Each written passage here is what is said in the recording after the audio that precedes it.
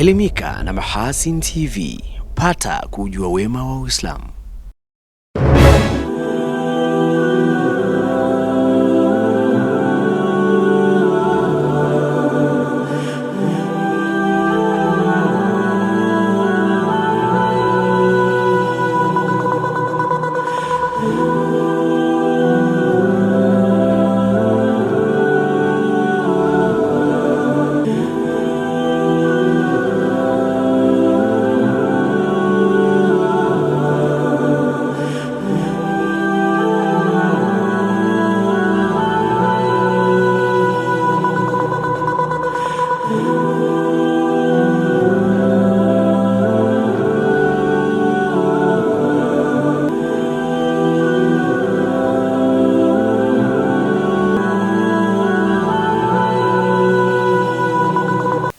Assalamu alaikum wa rahmatullahi wa barakatuh. Haligani mtazamaji wa Mahasin TV popote pale ulipo, karibu katika kapu la habari ni kuwasilishie yale ambayo yameshughulisha chumba cha habari kwa siku ya leo kwa upande wa habari za kitaifa na kimataifa. Mimi ni Rajab Shaaban Matuga nitakayesoma habari za hapa nyumbani, na kwa upande wa habari nje ya mipaka ya Tanzania tutakuwa naye Nuhu Stima hapo baadaye. Awali ya yote mtazamaji, tuangazie mukhtasari miongoni mwa yale tutakayokuwa nayo leo hii.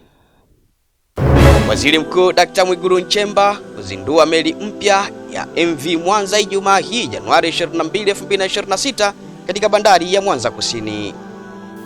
Wahudumu wa afya 14 wahitimu mafunzo ya ultrasound tayari kuwahudumia wananchi Unguja na Pemba. Katika habari za kimataifa, waandishi wa habari watatu wa Kipalestina wameuawa kufuatia shambulio la Israel katika ukanda wa Gaza.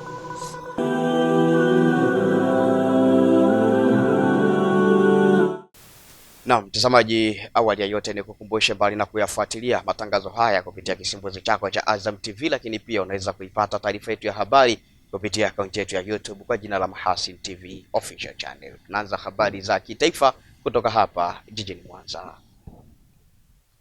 Waziri Mkuu wa Jamhuri ya Muungano wa Tanzania Dr. Mwigulu Lameck Nchemba anataraji kuzindua meli ya MV New Mwanza iliyogharimu zaidi ya shilingi bilioni 120 Ijumaa ya Januari 23 mwaka huu 2026 katika bandari ya Mwanza Kusini na kuanza rasmi safari za meli hiyo.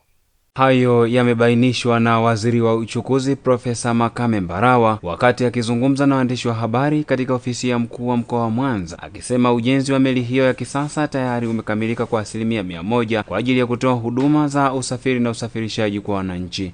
Serikali ya awamu ya 6 inaongozwa na Mheshimiwa Dr. Samia Suluhu Hassan, Rais wa Jamhuri ya Muungano wa Tanzania, imekamilisha utekelezaji wa mradi wa ujenzi wa meli mpya ya kisasa MV New Mwanza, na sasa mradi huo upo tayari kuzinduliwa. Uzinduzi wa meli hii si tu utekelezaji wa ahadi ya serikali ya awamu ya 6 bali pia ni utimizaji wa ndoto ya muda mrefu ya wananchi wetu wa kanda ya Ziwa. Akielezea gharama zilizotumika katika ujenzi wa mradi huo uliotekelezwa na mkandarasi wa kampuni ya S-Intech Company Limited na Kannam kutoka Korea Kusini kwa kushirikiana na Suma JKT pamoja na mtaalamu mwelekezi wa kampuni ya OSK Shiptech kutoka Denmark, Profesa Mbarawa ameelezea uwezo wa meli hiyo. Meli ya MV New Mwanza ni meli kubwa kuliko zote katika Ziwa Victoria. Ina uwezo wa kubeba abiria 1200 na tani 400 za mizigo pamoja na magari makubwa 3 na magari madogo 20. Meli hii imeundwa kwa viwango vya kimataifa na ina urefu wa mita 92.6, karibu sawa na uwanja wa mpira wa miguu, na upana wa mita 17 ikiwa na kimo yani height ya ghorofa 4. Ujenzi wa meli hii umetumia gharama ya shilingi bilioni 120.562. Kwa upande wake, mkuu wa mkoa wa Mwanza Saidi Mtanda ameomba wakazi wa mkoa wa Mwanza na wote wanaoishi kanda ya Ziwa kujitokeza kwa wingi kwa ajili ya kushuhudia uzinduzi wa meli hiyo kubwa zaidi katika Ziwa Victoria. Wananchi wa mkoa wa Mwanza kujitokeza kwa wingi kesho siku ya Ijumaa kwa ajili ya kumpokea Mheshimiwa Waziri Mkuu wa Jamhuri ya Muungano wa Tanzania ambaye atakuwa na ziara ya kikazi ya siku moja mkoani Mwanza. Tunategemea tumpokee pale airport kuanzia saa 2 na atafanya kazi kubwa 3. Kwa hiyo wananchi wajitokeze kwa wingi katika mikutano hiyo yote mitatu ili waweze kumsikiliza Waziri Mkuu wa Jamhuri ya Muungano wa Tanzania. Asante sana Zuberi Mgaya kwa undani wa taarifa hiyo. Mtazamaji, tunatoka hapa jijini Mwanza tunaelekea makao makuu ya nchi jijini Dodoma. Waziri Mkuu wa Jamhuri ya Muungano wa Tanzania Dr. Mwigulu Lameck Nchemba amesema serikali inataka kazi zote zifanyike makao makuu ya nchi ili kusogeza huduma karibu na wananchi. Taarifa kamili anasimulia Hilal Sefuriani. Amesema hayo Alhamisi hii ya Januari 22 alipotembelea ofisi za Wizara ya Maji na Wizara ya Madini zilizopo mji wa serikali Mtumba jijini Dodoma. Dr. Mwigulu ameziagiza taasisi zote ambazo zimeshakamilisha ujenzi wa majengo katika makao makuu kuyatoa majengo hayo kwa taasisi ambazo haziwajibiki kuhamia Dodoma lakini bado zimepanga. Makao makuu ya nchi ni Dodoma na wala hatutakuwa na makao makuu mbili zilizo sambamba. Hapa ndo makao makuu ya nchi. Mheshimiwa Waziri, mwelekeze Katibu Mkuu atengeneze timu ifanye tathmini ya majengo yote ya serikali yaliyoko Dar es Salaam ambayo yako underutilized, nipate hiyo ili tuyagawe kwenye taasisi zingine ambazo zinapanga na ingali serikali na majengo yasiyotumika. Tunataka kazi za serikali zifanyike makao makuu ya nchi ili kuwasogezea huduma wa Tanzania. Kila upande wa Tanzania wafike makao makuu ya nchi. Waziri wa Maji Juma Aweso amemshukuru Rais Dr. Samia Suluhu Hassan kwa kufanya maamuzi ya kutoa fedha kwa ajili ya ujenzi wa ofisi kubwa zilizohakikishia watumishi mazingira mazuri ya ufanyaji kazi. Miaka ya nyuma watumishi wetu walikuwa wanakaa katika site ya mkandarasi pale Dodoma mjini. Lakini kwa muda mfupi Mheshimiwa Rais Daktari Samia Suluhu Hassan amefanya maamuzi juu ya ujenzi wa ofisi kubwa kuhakikisha watumishi wetu wanapata mazingira mazuri ya ufanyaji wa kazi. Kwa hiyo Mheshimiwa Waziri Mkuu, tunachotaka kukuahidi sisi kwa jengo hili, tunaahidi kufanya kazi. Tutafanya kazi usiku, tutafanya kazi mchana kuhakikisha dhamira ya kumtua mwanamama ndoo kichwani inatimilika. Hatuna kisingizio. Naye Waziri wa Madini Anton Mavunde amesema kuwa ujenzi wa jengo la ofisi ya wizara umesaidia kutekeleza maagizo ya Rais Dr. Samia ya kuhakikisha huduma zote zinatolewa katika eneo moja.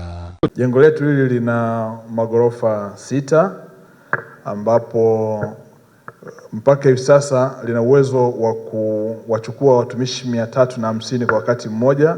Sisi Wizara ya Madini tuko 160. Watumishi wote wako hapa na wengine wapo katika baadhi ya kazi nje ya ofisi.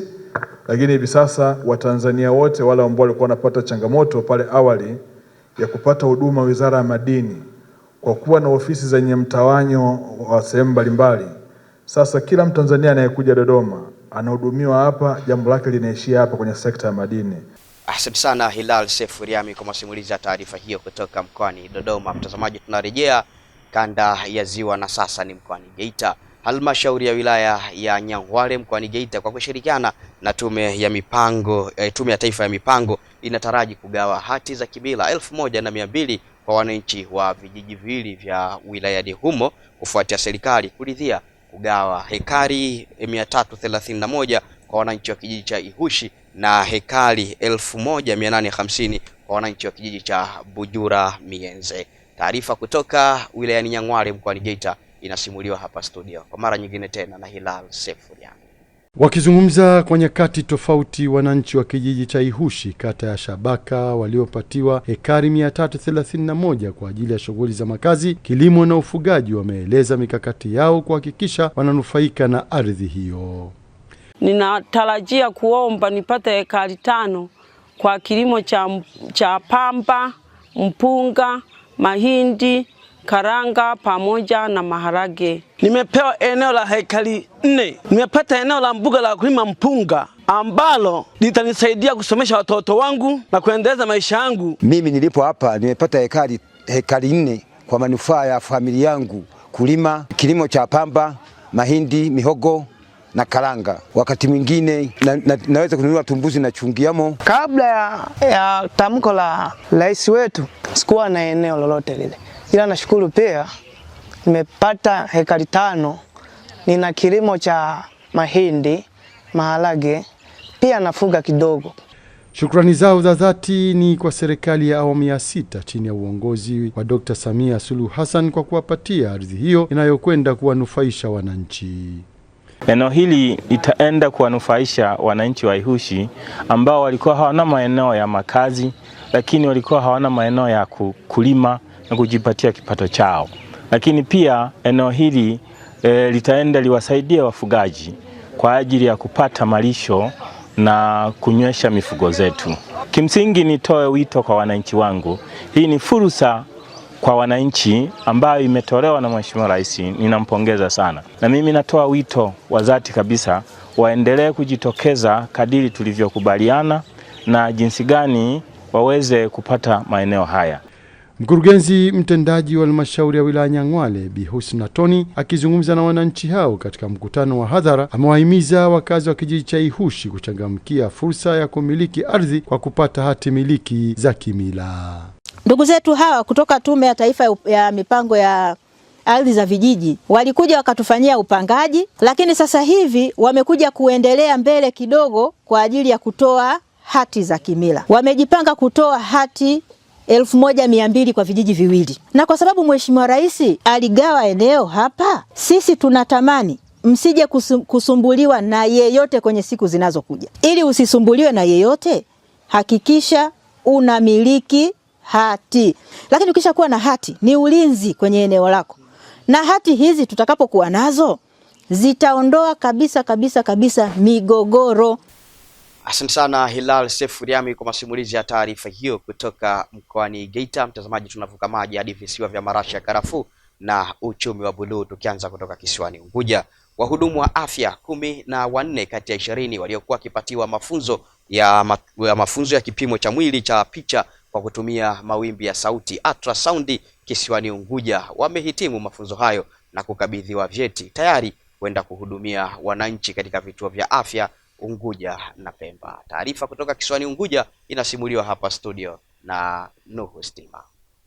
Akizungumza mara baada ya kuwatunuku vyeti vya kumaliza mafunzo, mkurugenzi mkuu Wizara ya Afya Zanzibar Dr. Amour Suleiman Mohamed amesema kuwepo kwa wataalamu wa ultrasound katika vituo vya afya kutaepusha wananchi kufata huduma hiyo hospitali za wilaya na mikoa. Kwa Wizara ya Afya kwa kushirikiana na station hii ya World Medical Gala tunaendelea na kufundisha magrupu mbalimbali ya wataalamu wa afya kutoa huduma hii ya ultrasound kwa makini zaidi, na lengo ni kuhakikisha kwamba tunaongeza ufanisi wa huduma ya uchunguzi wa ultrasound kwa hapa Zanzibar, ili kuhakikisha kwamba wananchi au wagonjwa ambao wanakwenda katika vituo vyetu vya afya wanapata huduma stahiki za ultrasound zenye ubora kabisa. Mkufunzi na mtaalamu wa huduma za uchunguzi wa ultrasound Wizara ya Afya Zanzibar Hamisi Abdurrahmani Simai amesema mafunzo hayo yaliyotolewa kwa ushirikiano na taasisi ya World Medical Gala ya nchini Italia. Amesema wanafunzi 6 watarudia mitihani mwezi wa 6 mwaka huu. Jumla ya wanafunzi wote walikuwa ni 20 na wanafunzi 6 watarudia mitihani yao mwezi wa 6 mwaka huu. Masomo haya yameanza muda mrefu tangia 2006 na hii ni grupu ya 4 ambao wana graduate, na hawa na wafanyakazi ambao tunawaona huko hospitalini kwetu, wengi wao ni matunda ya masomo haya. Baadhi ya wahitimu wa mafunzo hayo wamesema wajibu wao mkubwa ni kwenda kuisaidia jamii kuondokana na changamoto zilizokuwepo ambazo zinatokana na kukosekana kwa wataalamu wa ultrasound. Kwangu mimi najivunia kwa kuhitimu mafunzo haya, na ninachoshukuru World Medical Gala kupitia na wizara kutusaidia juu ya kozi hii kuipata, lakini hata hivyo wajibu wetu kwenda kuitendea haki, kusaidia jamii pamoja na kupunguza changamoto zote ambazo zilikuwa zinajitokeza mwanzoni kutokana na uhaba wa watendaji au wataalamu wa ultrasound. Sehemu ambazo tumetokea ni sehemu ambazo wagonjwa watafaidika kwa kupata huduma za ultrasound na badala yake kuondosha ile utegemezi katika hospitali za mbali, labda hospitali ya wilaya na hospitali ambazo za mbali na private ambazo zipo mbali na sehemu ambazo wao wanakaa. Asante sana Nuhu Stima kwa masimulizi ya taarifa hiyo kutoka kisiwani Pemba. Tunaelekea kisiwani Unguja. Katibu wa Wizara ya Fedha na Mipango Zanzibar, Dr. Rahma Salim amesema kwa miaka mitatu kuanzia mwaka 2023 Serikali ya Mapinduzi Zanzibar haijapandisha kodi yoyote, akisisitiza hatua zinazochukuliwa ni kwa ajili ya kuimarisha usimamizi na ukusanyaji wa mapato badala ya kuongeza mzigo wa kodi kwa wananchi. Taarifa yake Jumaa Seif kutoka kisiwani Pemba inasimuliwa na Zuberi Mgaya kutoka hapa studio. Amesema hayo wakati akizungumza katika ufunguzi wa jukwaa la uchumi na bajeti kwa serikali kuu na serikali za mitaa lililofanyika katika ukumbi wa Baraza la Wawakilishi Wete, mkoa wa Kaskazini Pemba. Kwa muda wa miaka mitatu mfululizo hakuna kodi yoyote iliyowahi kupanda. Kwa kawaida tunapokwenda katika bajeti za serikali huwa tunasema mwaka huu kodi fulani na fulani imeongezwa, kodi fulani imeongezwa. Sasa kwa miaka mitatu mfululizo hakukuwa na kodi ya serikali iliyoongezwa. Kilichoongezeka ni ile enforcement, kwamba watu wanalazimishwa sasa walipe kodi. Nyuma tulikuwa tunaenda tu kwa zile bajeti za mamlaka ya serikali za mitaa, lakini miaka mitatu kuanzia sasa hata bajeti ya serikali kuu tumeanza kushuka chini. Tunaandaa bajeti maalum ya toleo la wananchi ambayo tunaita citizen budget. Akifungua jukwaa hilo, naibu waziri wa fedha na mipango Zanzibar, Daktari Hamadi Omari Bakari amesema uchumi wa Zanzibar umeendelea kukua kwa kasi kutokana na sera madhubuti za kifedha na usimamizi bora wa rasilimali. Yale mambo makuu ya kiuchumi ambayo yanatakiwa yaende sambamba na ukuaji wa uchumi wenyewe hapa Zanzibar kwetu sasa hivi na hata Dar es Salaam kwa maana ya Tanzania kwa ujumla yanaakisi ule uchumi endelevu wenyewe. Nitoe mfano, tunasema uchumi ambao utakuwa ni endelevu na ambao sasa hivi lazima tujipigie makofi na tujipige kifua kwa sana kwa sababu hizo ninazosema. Rais wetu kaandaa mazingira ya miundombinu mbalimbali ambayo kwayo tunapata kwa kiwango kikubwa sana ajira.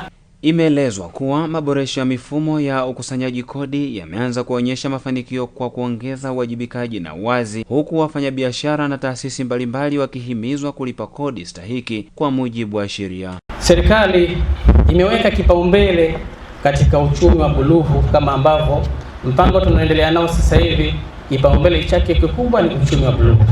Tumefanya jitihada mbalimbali kama serikali za kuhakikisha tuna miundombinu ambayo itawezesha shughuli za uchumi wa baharini, ili sasa wananchi wetu waweze kufanya shughuli za uvuvi kwa urahisi na wepesi na zile zinazofanana na hizo. Ni afadhali mkapanga kodi yani ambazo ni za chini, ambazo wafanyabiashara watakuwa wanaweza kuzitoa badala ya kupanga kubwa alafu tukaanza kufukuzana na polisi. Ni bora upate 600,000 kutoka 50 kuliko kupata 100,000 ambayo umesema kitu hichi ni 100,000. Kwa hiyo hili tunaomba muangalie, na hii pia inaipusha sisi kuwakimbia mamlaka husika. Asante sana Zuberi Mgaya kwa masimulizi ya taarifa yake Jumaa Seif kutoka kisiwani Pemba. Tunaendelea kusalia visiwa vya marashi ya karafuu na uchumi wa buluu. Tunarejea kwa mara nyingine tena kisiwani Unguja. Serikali kisiwani Zanzibar imelitaka jeshi la polisi Zanzibar kufanya kazi kwa weledi na uzalendo kulinda haki za watoto, ikiwemo kusimamia taarifa za watoto ili kuepukana na vitendo vya ukatili vinavyofanywa dhidi yao. Ameyazungumza hayo naibu katibu mkuu ofisi ya Rais, Katiba, Sheria, Utumishi wa Umma na Utawala Bora Zanzibar, Mzee Ali Haji, wakati wa kufunga mafunzo ya utendaji wa dawati la jinsia na watoto yaliyofanyika kisiwani Unguja kwa siku 3 chini ya ufadhili wa shirika la Umoja wa Mataifa la kuhudumia watoto UNICEF. Madawati haya yaliyoanzishwa kwa kweli ni msaada mkubwa katika kustawisha ulinzi wa watoto. Kitu cha msingi kwenu ni kufanya kazi kwanza kwa kujitolea. Lazima mkubali kujitolea kufanya hiyo kazi. Lazima mkubali kuwa wazalendo sana katika kufanya hiyo kazi. Lakini jengine pia, mjenge imani ya hali ya juu. Tunataka kuimarisha ulinzi watu, lakini ili tuimarishe ulinzi huu lazima tuwe tuna takwimu sahihi. Ili tupange mipango yetu kwa usahihi. Kwa upande wake, mkuu wa dawati la jinsia na watoto makao makuu ya polisi Zanzibar, mrakibu msaidizi wa jeshi la polisi ACP Ali Mohamed Othman amepongeza wafadhili wa mafunzo hayo na akieleza kuwa yatasaidia kukabiliana na vitendo vya udhalilishaji kwa watoto. Niendelee kuwashukuru wafadhili wetu wa mafunzo haya UNICEF. Wamekuwa mstari wa mbele kutusaidia kwenye mafunzo haya na mengine mengi ambayo wamekuwa wameshatufanyia. Yenyewe haya ushikaji mkono wao umekuwa kutuwezesha kufanya mambo mengi ambayo yanaleta tija. Na haya mwisho tukiyafanya, faida itakuja kwetu, kwa jamii yetu, lakini mwisho wa siku kwenye nchi yetu kwa ujumla wake. Na itakuwa tumeungana mkono na ile dhamira njema ya Mheshimiwa Rais wetu Dr. Hussein Ali Mwinyi katika kupambana na makosa haya ya udhalilishaji wa kijinsia na ukatili kwa watoto. Kupitia jeshi la polisi tumepata faida mbalimbali ndani ya mfumo huo, ikiwemo mojawapo ni ukusanyaji taarifa sahihi. Na mtazamaji, kwa taarifa hiyo kutoka kisiwani Unguja, ndio tamati ya Kapu la Habari kwa habari za kitaifa. Napozako kwa sekunde chache punde nitarejea tena hapa na kuweza kumwalika Nuhu Stima ambaye atakuja na yale aliyotuandalia kwa upande wa habari za kimataifa. Mahasin TV channel namba 455 katika kingamuzi cha Azam.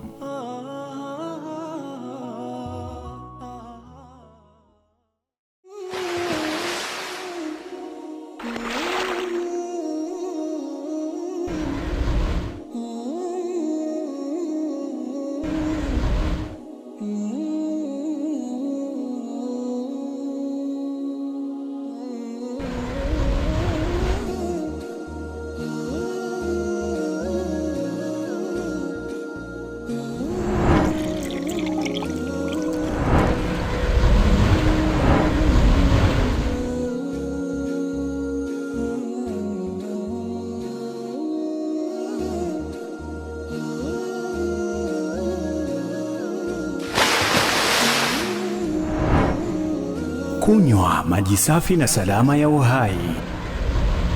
Bidhaa bora ya Bakhresa.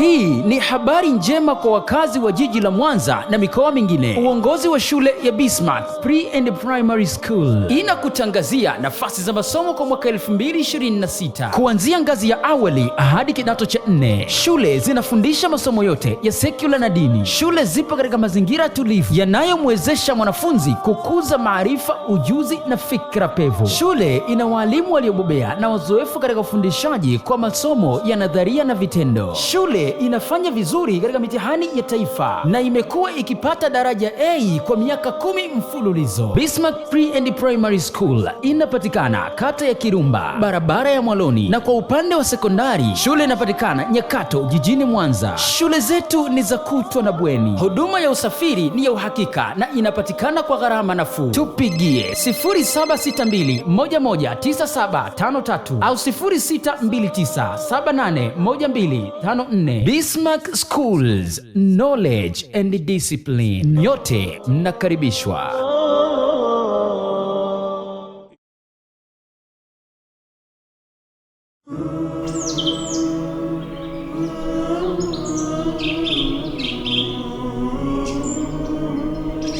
Mahasin TV, pata kujua wema wa Uislamu.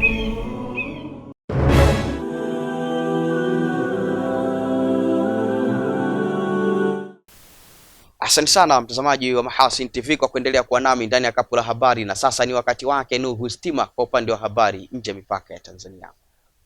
Mtazamaji wa Mahasin TV, karibu kwa upande wa habari za kimataifa. Waziri wa masuala ya polisi wa Afrika Kusini, Firos Kachalia, amesema kwamba vikosi vya usalama bado havijaweza kupambana na magenge hatari ya wahalifu, ikiwa ni katika kukiri wazi kunakoonesha ukubwa wa tatizo la uhalifu nchini humo. Waziri huyo alisema vurugu za magenge zimezidi kuwa ngumu, hasa katika majimbo ya Eastern Cape na Western Cape, zikihitaji mikakati mipya zaidi ya polisi wa jadi, akiongeza kuwa haamini kwamba kwa sasa wako katika nafasi ya kushinda magenge hayo. Watu wengi nchini Afrika Kusini wanamiliki bunduki zenye leseni kwa ajili ya kujilinda, lakini kuna bunduki nyingi zaidi haramu zinazosambazwa, ambapo data za polisi zinaonyesha kwamba wastani wa watu 63 waliuawa katika siku kati ya April na Septemba mwaka 2025. Afrika Kusini, taifa lenye viwanda vingi zaidi barani Afrika, imekuwa ikipambana na uhalifu uliojikita zaidi, ambapo ghasia za magenge pamoja na wizi zinachangia mauaji mengi nchini Afrika Kusini, ambayo ina moja ya viwango vya juu zaidi vya mauaji duniani. Kwingineko,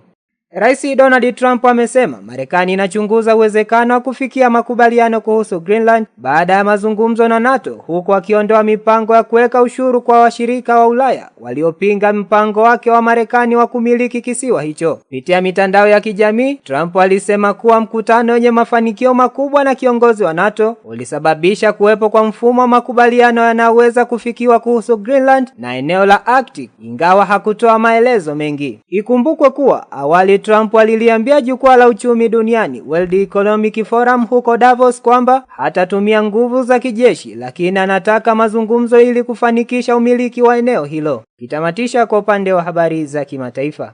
Maafisa wa uokoaji wa Gaza wamesema waandishi wa habari 3 wa Kipalestina wameuawa katika shambulio la Israel katikati mwa Gaza, ambapo shirika la ulinzi wa raia la Gaza linaloendeshwa na Hamas limesema gari lao lilipigwa katika eneo la Al-Zahra. Inaelezwa kuwa waandishi hao walikuwa wakifanya kazi kwenye shirika la misaada kutoka Misri, huku jeshi la Israel limesema lilishambulia washukiwa kadhaa waliokuwa wakiendesha droni inayohusishwa na Hamas kwa namna iliyotishia askari wake, na kuongeza kuwa tukio hilo bado linachunguzwa. Kulingana na Wizara ya Afya ya Gaza inayoendeshwa na Hamas, watu wengine 8 wakiwemo watoto 2 pia waliuawa na mizinga ya risasi za Israel katika maeneo mbalimbali ya Gaza Januari 21, 2026. Wizara hiyo ya afya imesema takriban Wapalestina 466 wameuawa huko Gaza tangu kusitishwa kwa mapigano kati ya Israel na Hamas kuanzia Oktoba 10, 2025, huku jeshi la Israel limedai kuwa wanajeshi wake 3 wameuawa katika mashambulizi yaliyofanywa na makundi yenye silaha ya Kipalestina katika kipindi hicho. Nuhu Stima, Mahasin TV.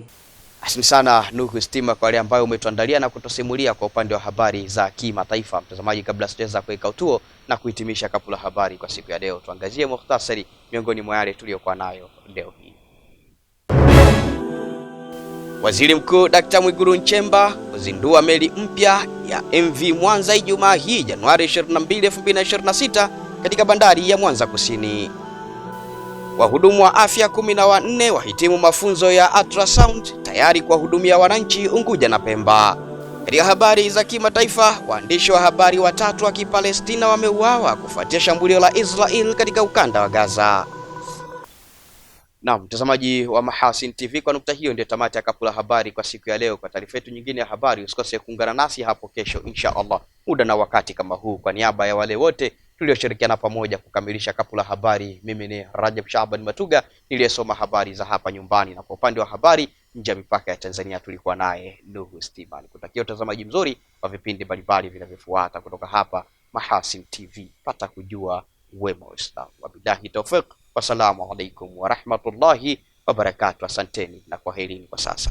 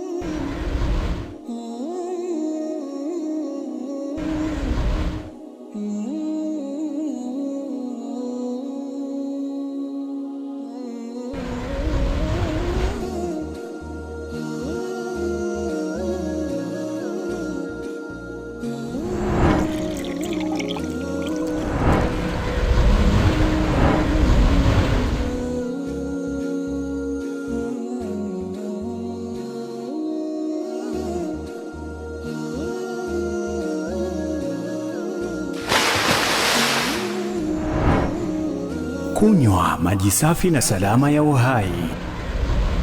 Bidhaa bora ya Bakhresa. Hii ni habari njema kwa wakazi wa jiji la Mwanza na mikoa mingine. Uongozi wa shule ya Bismarck Pre and Primary School inakutangazia nafasi za masomo kwa mwaka 2026 kuanzia ngazi ya awali hadi kidato cha 4. Shule zinafundisha masomo yote ya secular na dini. Shule zipo katika mazingira tulivu yanayomwezesha mwanafunzi kukuza maarifa, ujuzi na fikra pevu. Shule ina walimu waliobobea na wazoefu katika ufundishaji kwa masomo ya nadharia na vitendo. Shule inafanya vizuri katika mitihani ya taifa na imekuwa ikipata daraja A kwa miaka 10 mfululizo. Bismarck Pre and Primary School inapatikana kata ya Kirumba, barabara ya Mwaloni, na kwa upande wa sekondari shule inapatikana Nyakato jijini Mwanza. Shule zetu ni za kutwa na bweni. Huduma ya usafiri ni ya uhakika na inapatikana kwa gharama nafuu. Tupigie 0762119753 au 0629781254. Bismarck Schools, knowledge and discipline. Nyote mnakaribishwa.